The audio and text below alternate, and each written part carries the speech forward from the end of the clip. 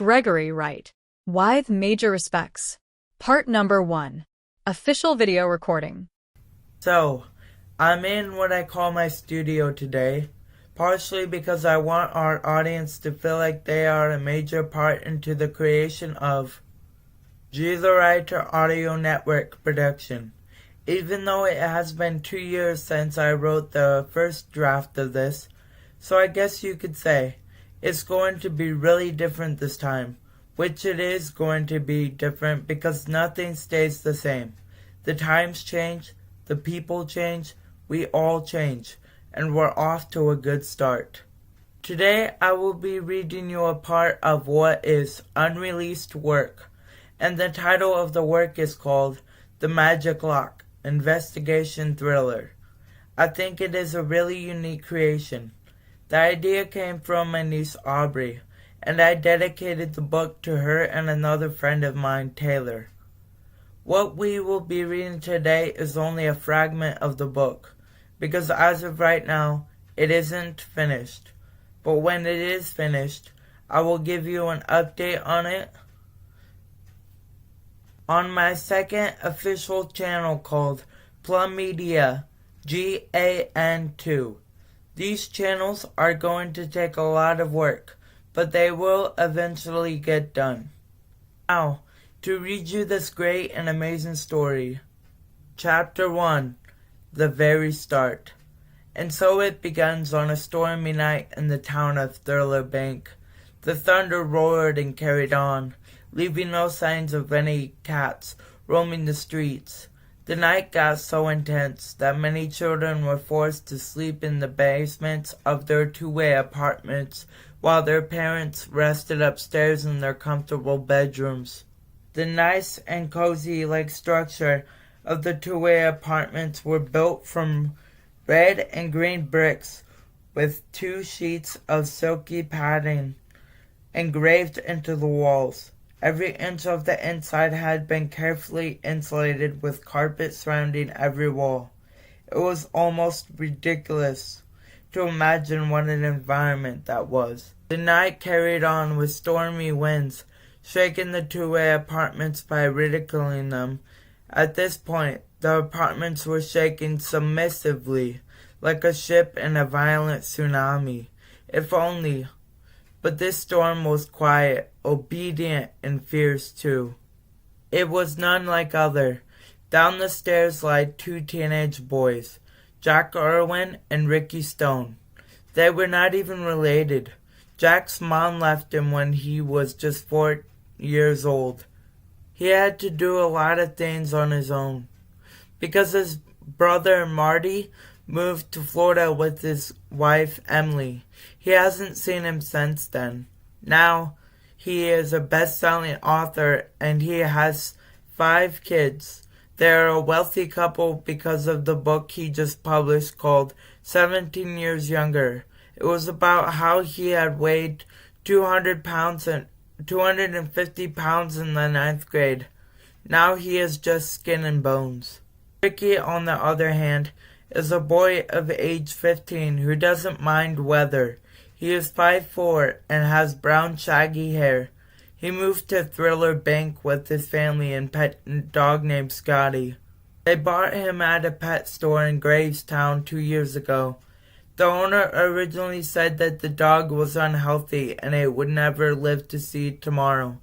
Unfortunately, that man himself died the next day from a heat stroke. It wasn't really hot outside the next day. Granted, you could see the sun's rays hit the ground and bounce back to the sky, hitting every car that passed. For the longest time, the grounds were soggy. The sidewalks were filled with fat worms that looked as if they had been drenched in a slime of some sort. The streets of Thriller Bank were nasty as well. As the town has it, an old story makes its way around the town every 2 years, about 5th Cove Street being the most haunted street in the town of Thriller Bank. It was also the reason why Ricky fought with Cindy and Robert, Mom and Dad, about not moving there in the first place. It was about 9 a.m. A small screeching noise filled the tiny room next door to them. "Jack, wake up! Ugh, don't do it, Jack moaned exhaustedly, worn out. Jack, wake up, Ricky cried once again, while rubbing his dry eyes continuously to get rid of the itching. Boom! The sound of a heavy book thudded on what seemed to be like a wooden table. Jack quickly woke up at a spot on the moment. What was that? He snapped, now standing on 2 feet. Ricky sighed before he said, I don't know. In a moment, Ricky started to walk over to the bookshelf that stood on the opposite side of the room. As far as I can see, nothing fell over here, Ricky said, sounding brilliant. Sure about that? Jack snapped at him in an unusual way. Have you seen?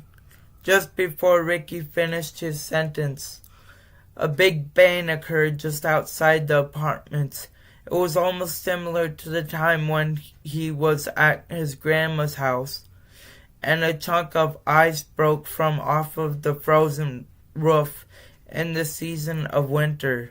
Instead, this one had more of a heavy sound to it, the sound you would hear when something heavy like a book had fell off of a shelf. Only this was more unusual because nothing matched up to what had just happened. In fact, none of it made sense. I don't know what this could be, Jack, but it seems like we're in for quite a mystery, Ricky said out of respect as he headed back to his bed for some odd reason.